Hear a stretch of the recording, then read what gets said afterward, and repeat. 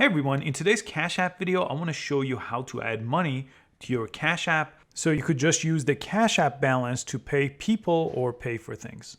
If you don't have Cash App yet, I have a link in the description. You could download it completely for free.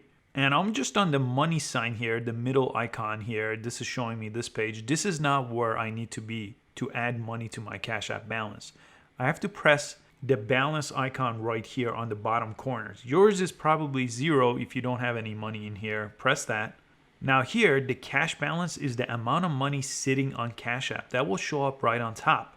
But if yours is at 0 and you're trying to add money into it, this is what you need to do first. You need to link a bank account, which lets you transfer money into Cash App for free, or a credit card, which lets you transfer money into Cash App with a fee. If you go to linked accounts, the last option here is going to let you add a credit card, a debit card, or a bank account. I've already added a bank account and a credit card. So make sure you do link one of these here. And once you do that, let's go back. And on this page, you will have the option up top to add cash. Press that. And here you could tell it how much you want to add.